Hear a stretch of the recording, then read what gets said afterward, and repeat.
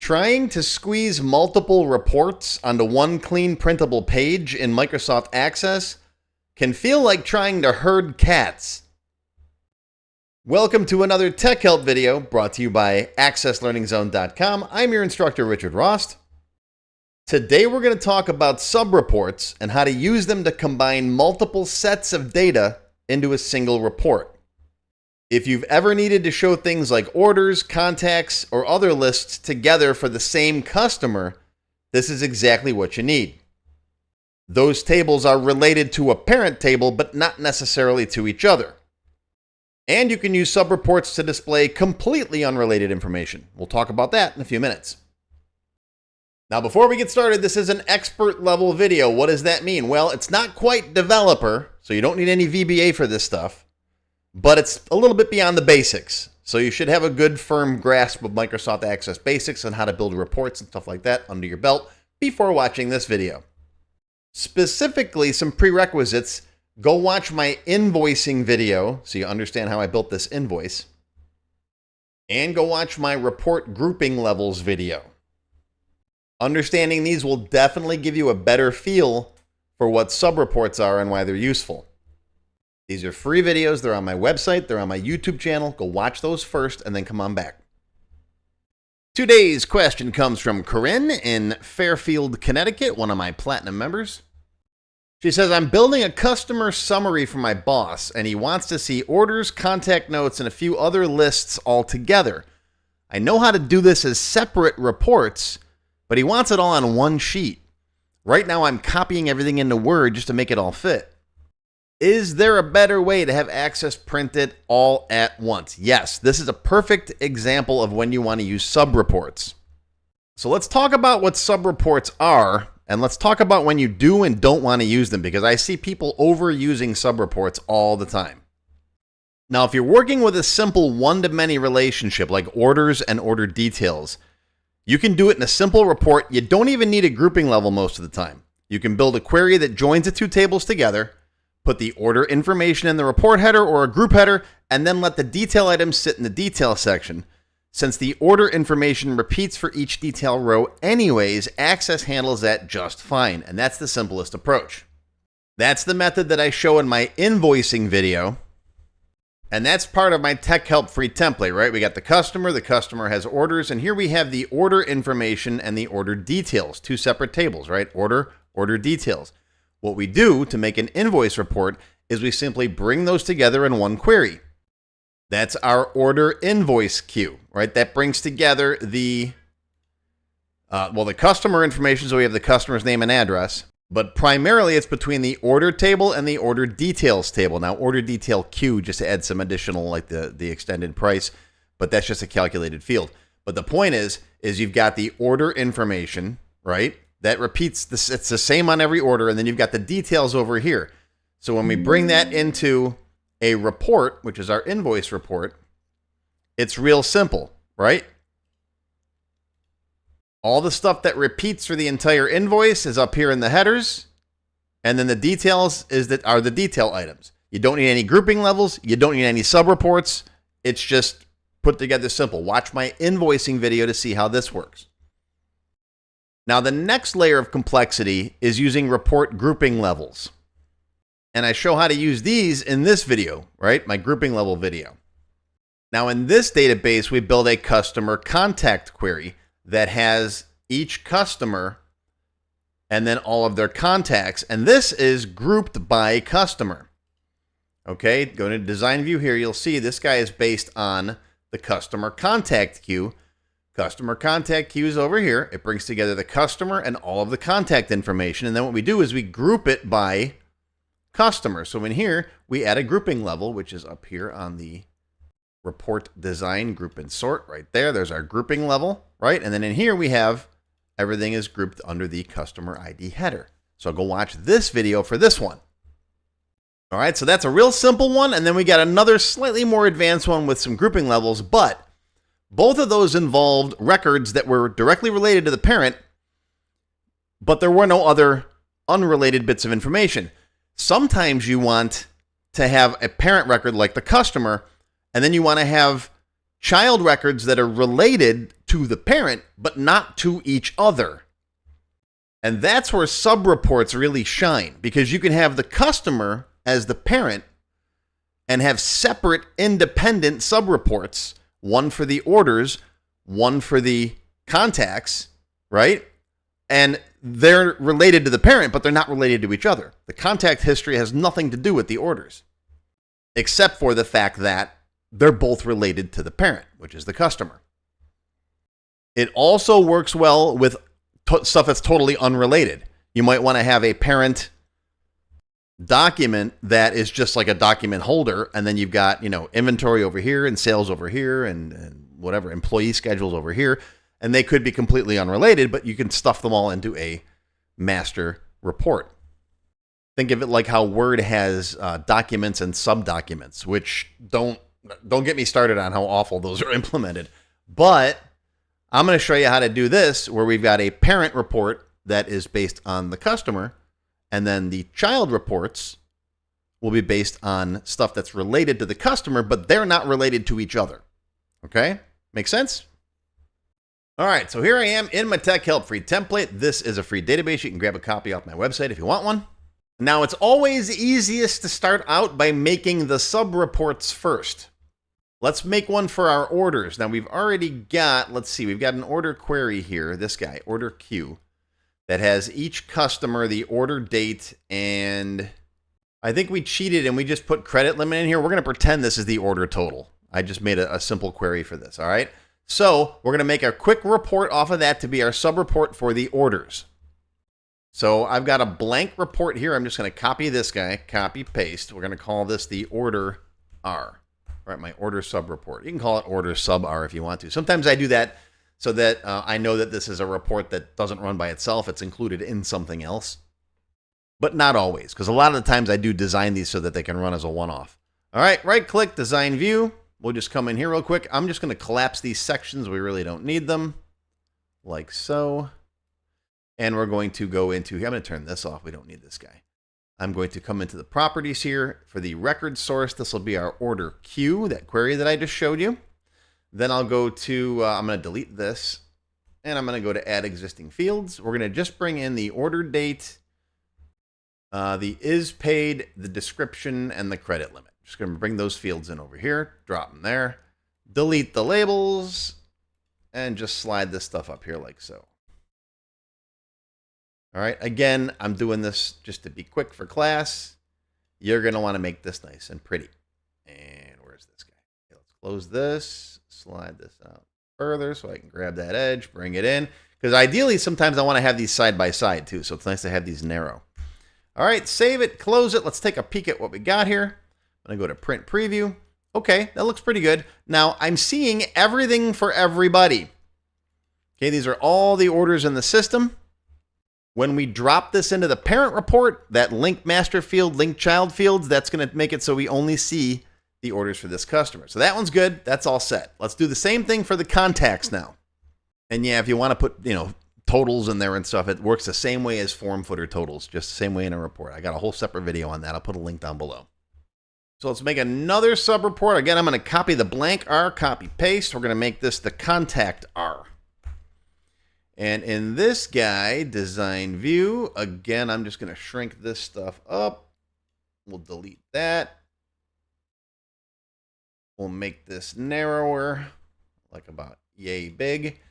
We got to bind it to a table. Let's make this go right to the contact table. And we'll get rid of that filter and that order by. And let's add existing fields. Let's just bring in the contact date and the description. That's enough for now. Again, delete that stuff. Contact date, description. And you can put totals or whatever you want in here. Okay, fine. Save it. Close it. Close it. Let's take a peek at it. Print preview. And that looks good. Oh, well, yeah, we got some pound signs in there. Always want to make sure you take care of that first. I only want this to be short dates, so we're going to open this guy up. We're going to go to Format. We're going to make this short date. And that should fix that problem. Maybe you left align it. Whatever. Make it pretty on your own. You don't need me to teach you how to do all that stuff. You already know how to do all that stuff. Print preview. There we go. That looks much better. Okay, and again, this is the contacts for everybody in the system. Quick intermission. If you're enjoying this video, hit that like and subscribe for me right now. Go do it. Do it. It helps me out, seriously. Go do it. Now, as far as the customer report goes, we already have one. It's this thing. It's got all kinds of stuff on it. We're going to just scale this thing back a little bit. So I'm going to go into design view on here. Let's get rid of this big notes field. I'm going to get rid of everything except first name and last name. I'll do this and this. We're going to put you over here and put you over there. Okay. So now we got a lot of room in here. We could put our sub reports, right? So I'm going to grab let's do the contacts on the left and orders on the right. So I'll put the contacts here. Bam. And this is one of those rare instances where I am going to leave this label here because I'm actually going to change this to say contacts. And you could do some fancy stuff, right? You can make it a little bit bigger if you want to. You can bold it. You can do stuff like that. You can make it black so you can actually read it. Okay. That looks decent. Maybe a little bit bigger. Okay, good. And if you want to put orders over here, you can, or you can put it underneath. Either one, it doesn't matter. Bring the orders in, right? We'll slide it up here. Remember, keep in mind your width of your page. Okay, make sure you got enough room in here. There's orders. Okay. And remember, these guys are going to grow and shrink, which we'll check those properties in a second too. So you want to make sure that you leave enough room for both of that, right? One might be really long and one might be really short, so it might still look silly.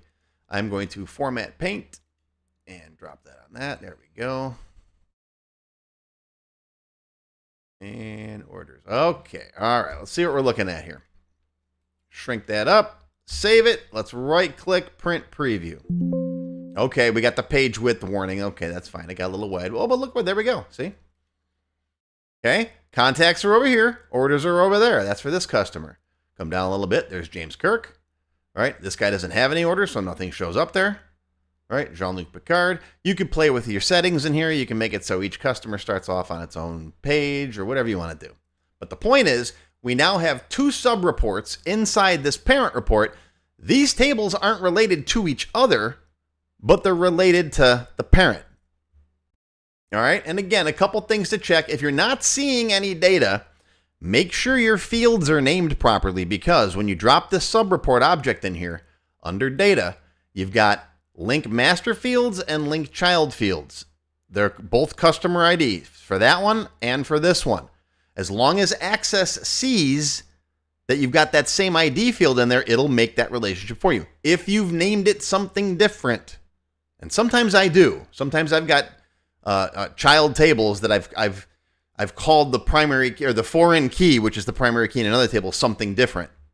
Usually that'll happen if I've got a situation where, let's say in the customer record, I've got a sales rep ID, a service tech ID, maybe a manager ID, okay? And all three of those IDs point to the employee table, right? Because each one of those are employees. So in the customer table, the foreign key has a different name than it would have in the other table. So that can happen, and in that case, you might have to come in here and set these manually. I got a whole separate video on that stuff. There's that video for you. Again, links down below.